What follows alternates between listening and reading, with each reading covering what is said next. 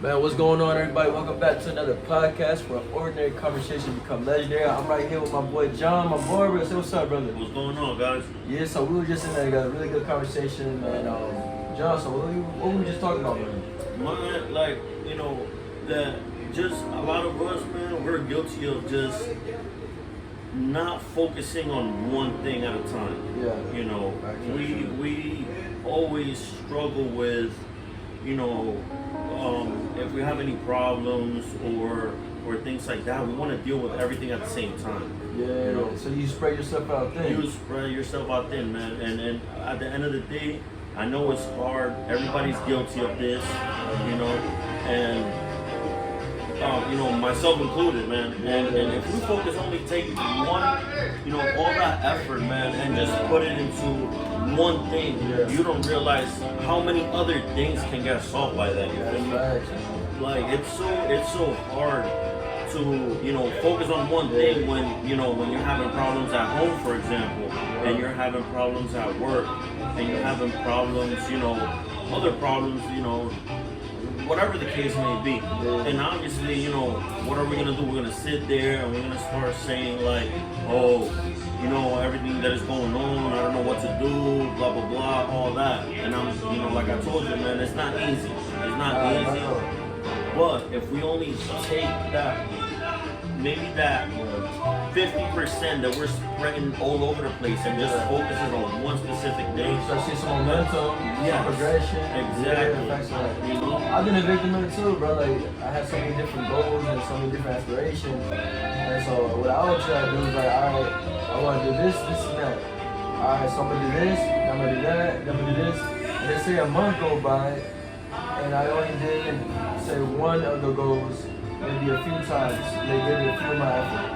I give it probably 20%. I give another one 30%. I give another one 40%. I give another one 10%. No, think about this though. Think about this. What if you would have applied 100% of your energy to just one thing? Nice. And then let's say a couple months go by, you don't see the results. You don't just see everything. It's like going to the gym. It's like if you go to the gym constantly, you're gonna start seeing the results. You're gonna start feeling it. It's gonna be different.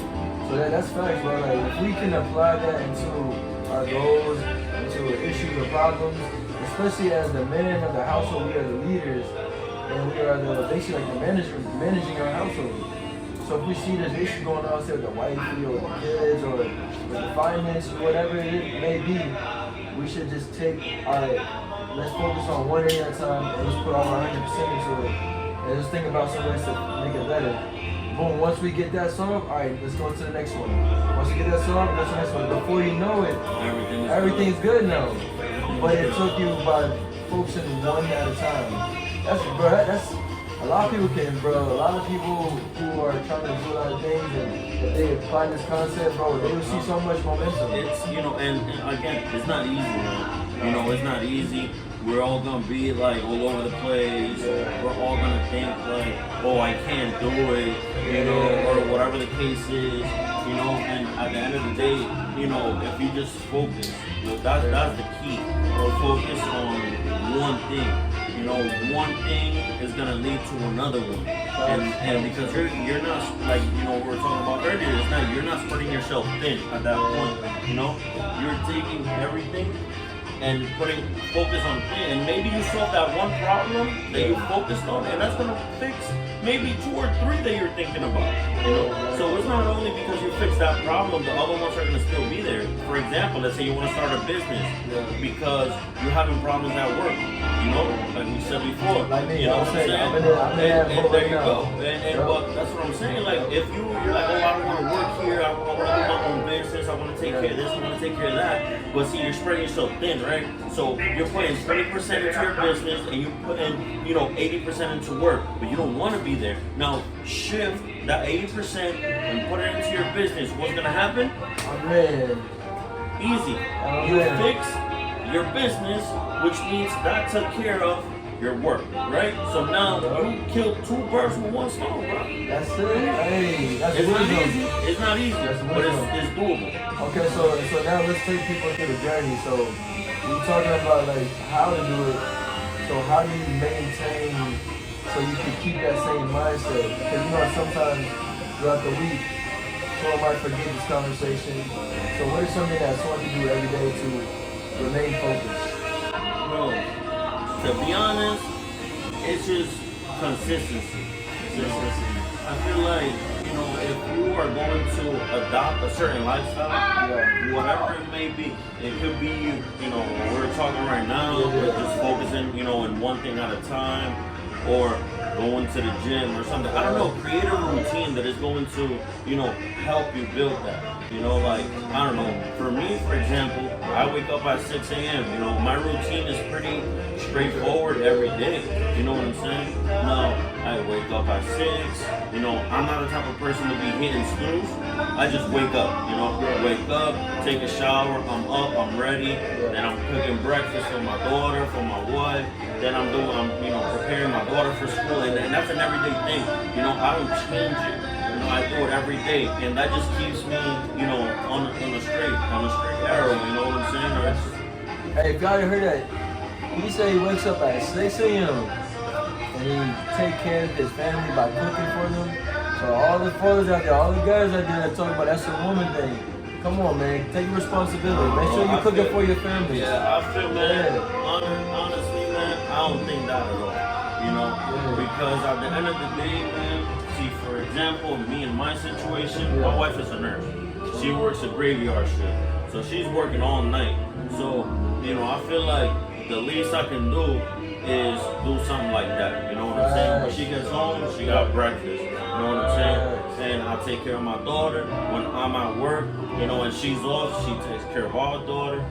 So it's like that a team partnership. effort. It's a team effort. That's So what it's like, okay, if I see this needs to be done, I'll just go ahead and do it. That's right. So it's not just like, oh, this is what you need to do. It's more like, whatever needs to be done, I'm going to go ahead and help it. A lot of people don't even have that mindset, man.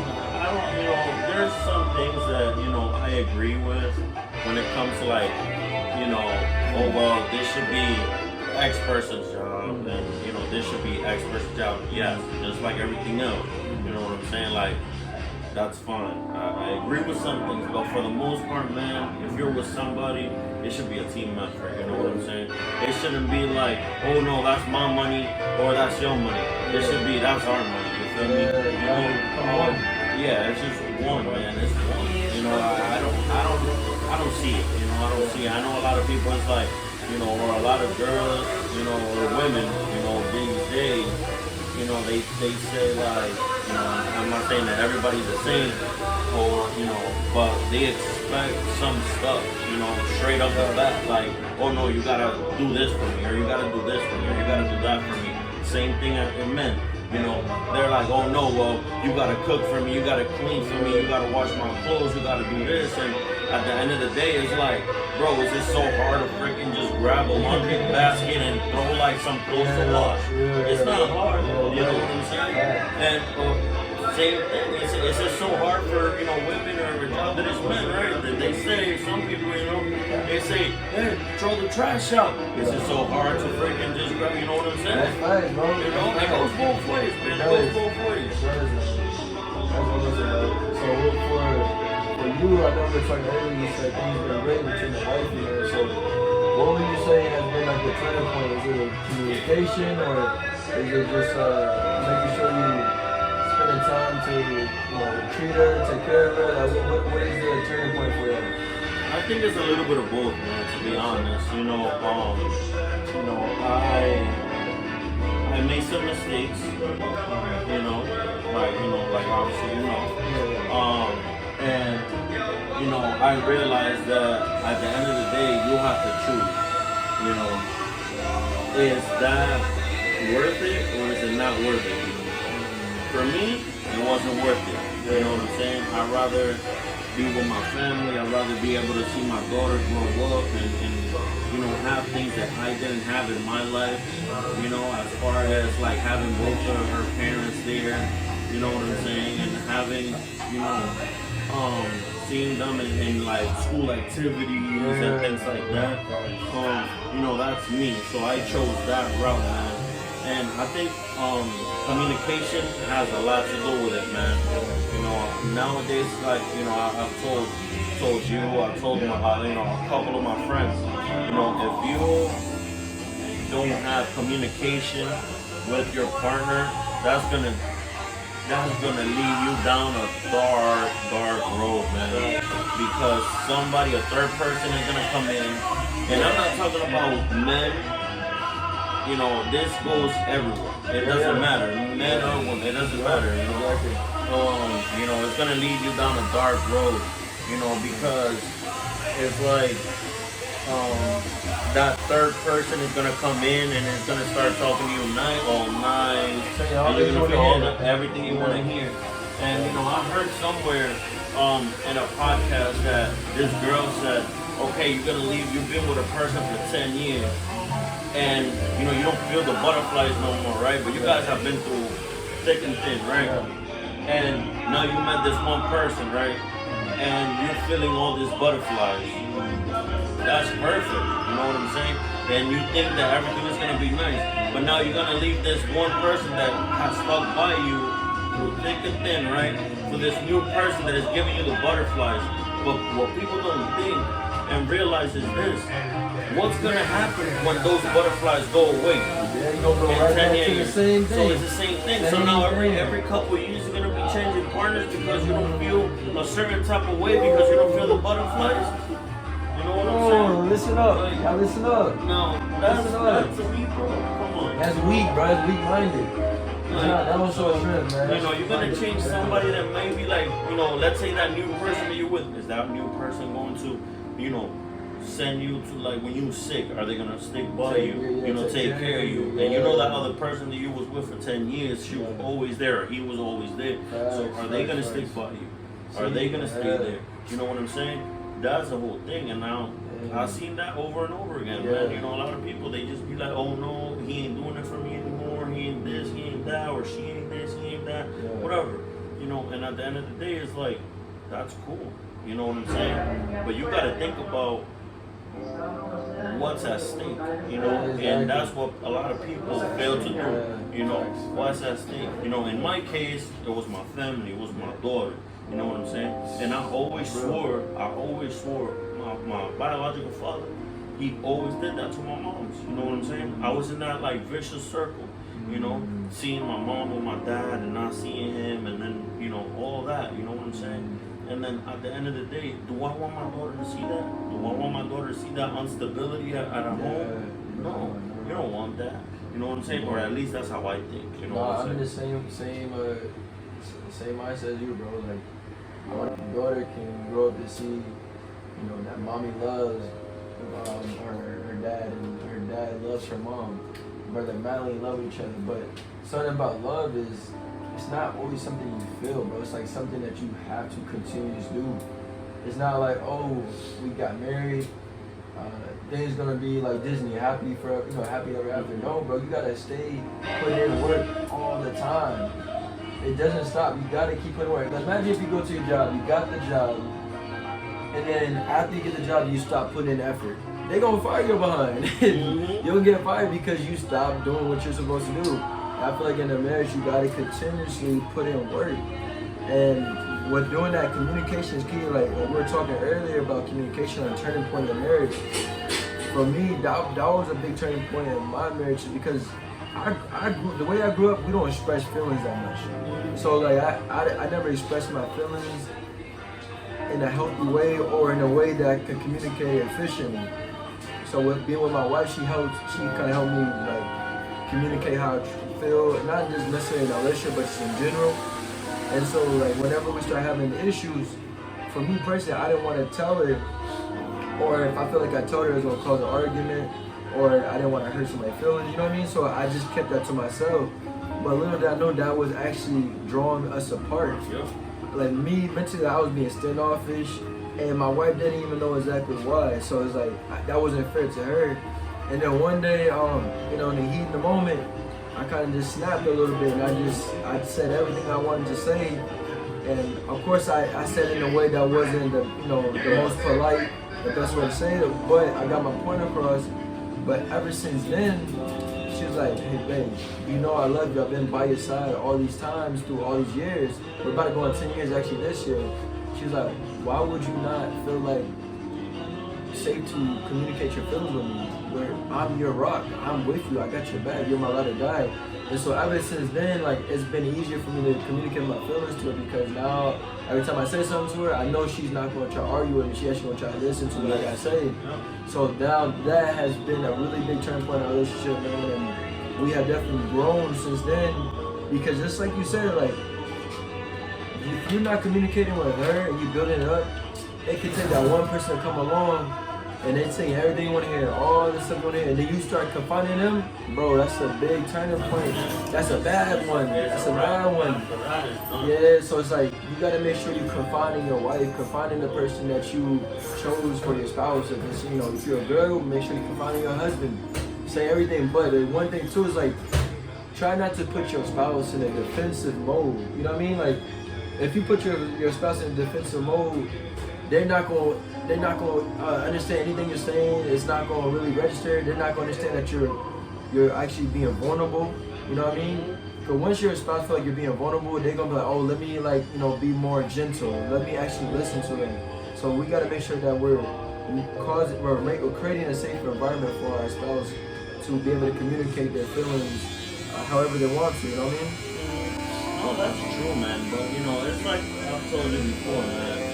I feel like that's one of the problems, man. You know, and it comes down to your personality.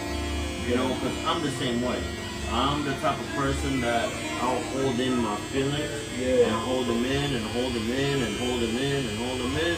And then when I blow up, man, it's not pretty, you know? Yeah. A lot of us, man, we avoid, like you say, you know, that you weren't saying nothing and that, you know, you were just waiting until you pretty much blew the hell up, and, you know, things like that, right? One of our main problems as men, I think, in my opinion, is that we don't want problems. You know what I'm saying? We avoid conflict. You know, and I'm not talking about like fighting somebody or things like that. I'm talking about like with our spouse or our partner. You know, if we know that something is gonna drive us to have an argument, we're gonna just like avoid it. You know what I'm saying? So instead of like, and that's where communication comes in because, you know, yes, I'm not saying argue like be combative, like be like, oh yeah, I'm like, no, that's not the point. But if we know that something is uncomfortable, we're gonna avoid it. And that's you know what I'm saying? Nah, and and I'm guilty of that. You know, I've done it. You know, but that's where you go down that road. You know what I'm saying? And this could be, again, I'm talking as, you know, in I guess a man's perspective, but I think that's just general. It could, you know, there's women that could be like that too. But I feel like we just avoid problems. You feel me?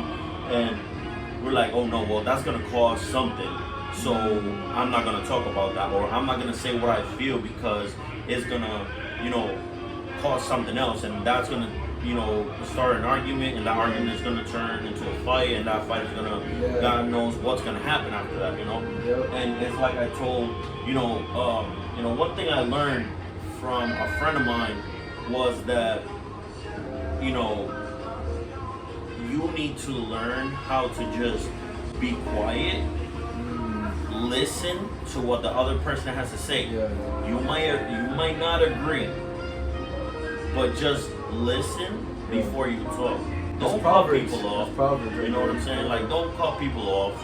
You know, don't be like, you know, if we're having an argument, don't be like, oh no, because no, that's not what it. No, just listen to what that person has to say first.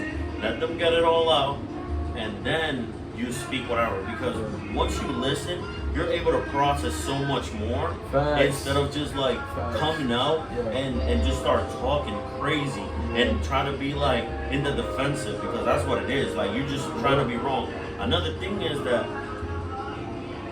we don't want to be wrong. Period. That's just a fact. You know what I'm saying? We don't want to be wrong. That's just something that is, it's weird, but that's just it is. Like, nobody in this world is gonna say, hey, I was wrong, I apologize. You know what I'm saying? That's hard for a lot of people, myself included. And I'm pretty sure you'll be, in that boat too. If you're arguing with your girl and like I said, and you practice that, let me not talk and listen, you're gonna realize, oh crap,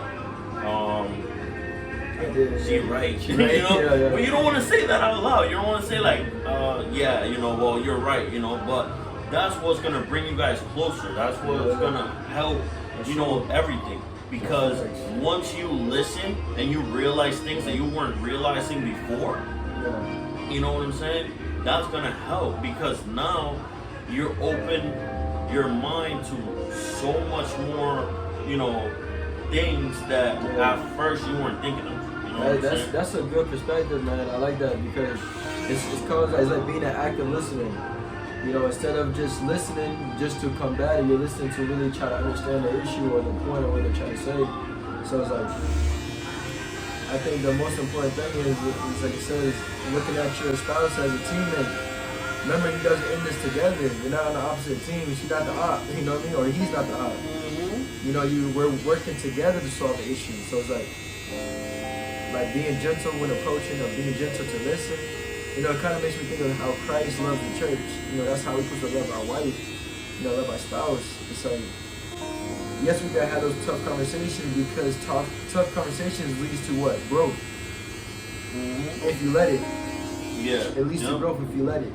And so, like you said, you can come stronger together based off of a conversation, based off of a situation that's going on. And so, that's what my new thing is.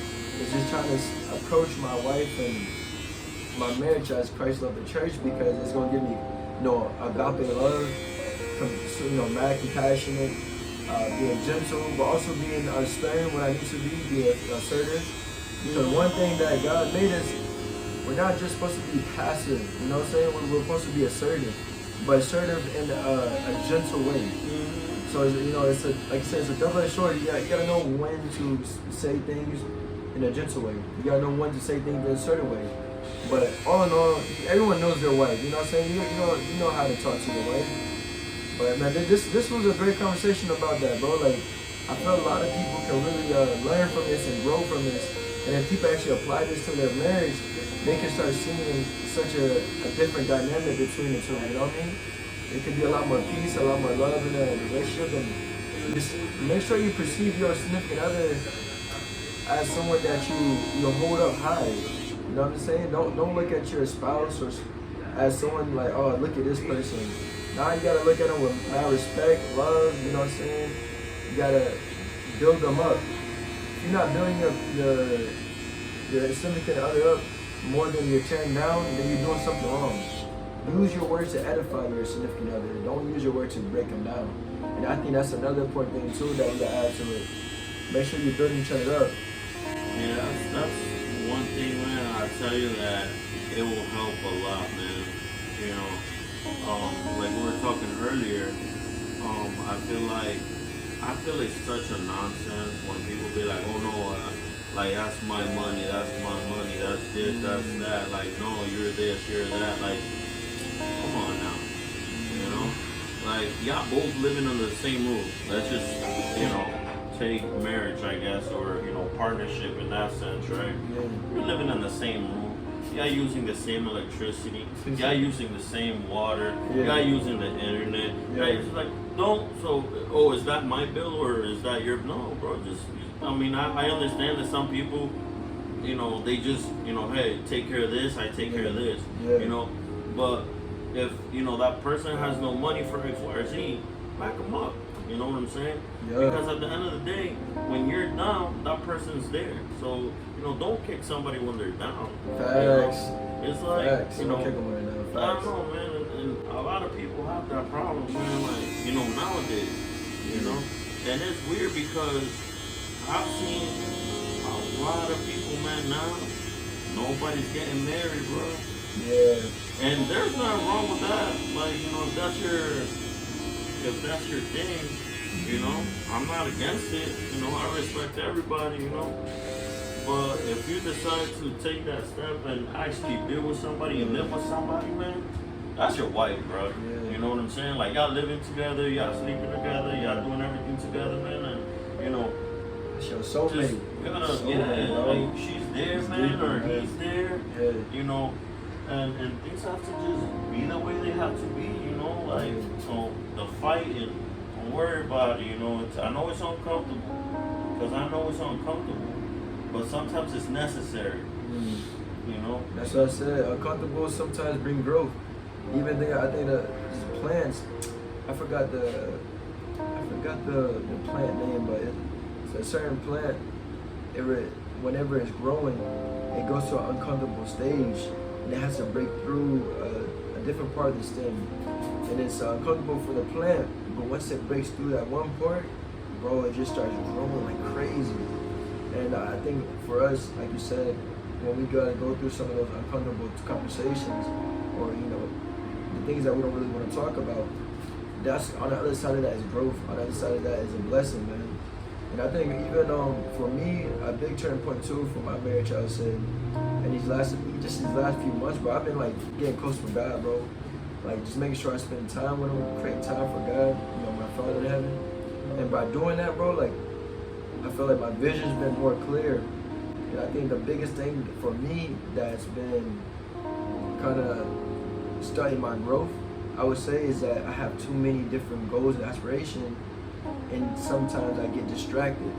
So I've been praying like, Lord, give me a clear vision, so I can just go at 100%, run all the way to it. Cause once I focus and lock in, bro, that whatever that goal is, it's going to be done, bro, and I'm gonna do it with excellence. But like I said, the problem that I have is distraction. So like, Lord, cut out distraction. Once you give me what I'm supposed to be doing, and I know it's from you, Lord, I'm going hard. I'm going all in, 10 toes deep in. And so that's where I'm at right now. And I think my wife has been sensing that from me, and she's a lot more confident in me because she knows I'm spending time with our Creator, and she knows that I'm getting more focused. And she could kind of see like I've been changing a little bit, like being more assertive, also being more consistent. I think for your wife to see that you're being more consistent, she's like, oh yo, he's mad serious about this. So I respect, it gives them a little bit more respect for you. And I think, for me and what we were talking about earlier about not putting your energy in 10 things, but putting in one thing and seeing the potential growth in it. I think we all need to do that. Whatever it is that you have, the goal, aspirations, like say you want to start your own business, that's something I'm in the process of doing right now. Then instead of trying to do another thing and another thing, just focus on that one thing and wait and see what happens in a few months, bro. You're gonna be so surprised. And I think that's what I'm gonna do right now, bro. So I'm excited. Like today is what, March 2nd? March 1st? The 2nd. So it's March 2nd of 2023, bro. So you know what? To keep ourselves accountable, let's say a couple of things that we want to do consistently. So like say if we do another podcast in another month, whatever, we can kind of gauge and compare like how far we have come along on our process and see how much we have accomplished so far. So I said for me, I want to start my pressure washing business. I want to just keep getting closer with my wife and with my Father in heaven, and that will be it. What about you, bro? Man, for me, it was just, better as a person, better as a husband, as a father, that stuff, man. Be better with my wife, that type of stuff, man, because it's not easy, like I said before, it's not easy, but it's not impossible, and every day, man, I learn and I grow, that's the main thing, and one thing that I've learned, man, in life, and is something that a good friend of mine told me, and that led me to do so much thing in my life, man. And he told me one time, he said, John, everything you're saying is amazing. Everything you want to do is good. But you gotta pay the price. Right? So now I'm sitting there talking to him like, pay the price? What do you mean about paying the price, right? Paying the price could be so many things, man. Listen, when I moved down here to Florida, man, I went through hell, living paycheck to paycheck, you know, so many things, getting my card freaking repo, you know, trying to, you know, get the money to get it back, you know. But I always say I want to live down here, right? And that always stuck in my head. No, I gotta pay the price. This is what I want. I gotta pay the price. Wow. You know, that's and it sucks because it's deep. You know, it's so much deeper than, well, you just gotta pay the price. Meaning, you know, financially, it has nothing to do with money, man. It literally has nothing to do with money.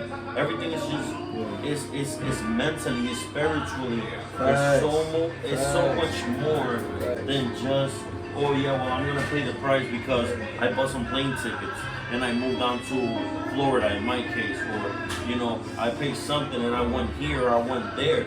No. It has nothing to do with that. It's just whatever you want to do in life, bro. You know, everything that you want to do, you're going to have to put in the work and the sacrifice. You know, doesn't matter, a lot of hurt might come by this, but just know that there's always the light at the end of the tunnel, man. Like, you know, because like I said, I struggled a lot when I came here, but I never gave up, you know. And in my head I was like, well, this is the price I gotta pay, right? This is the price I gotta pay. This is the price I gotta pay. And lo and behold, you know, I'm doing what I love to do, you know. Man, look at that, bro. Like, yo, he just gave a cheat code. Bro, so he just gave you a cheat code to reach greatness. Bro, in order to reach greatness, you gotta pay the price. You know, I know. You gotta pay the price. I know. I'm gonna get that cool tattoo somewhere, bro. Like, pay the price. Pay the price, bro. Pay the price. So like, in order for us to accomplish the goals that we just said, to be a better husband, to be a better person, you gotta pay the price for that. Pay the price for it. If you really want to do it, you're going to do it. But you know that the road is hard. It's not gonna be something that is just gonna open up for you and it's gonna be easy for you or nothing. No. It's not. It's not gonna be easy. It's not gonna be, you know, it's gonna suck. You know, you might cry, you might throw a fit when you're by yourself. You know, Lord, why is this happening to me? What did I do to deserve this? But remember, you wanted that. You know what I'm saying? You're the one that wanted that. So, because you wanted that, you need to pay the price to get to where you want to be. Thanks on that. Bro, this was a great podcast right here, man. We dropped so many gems.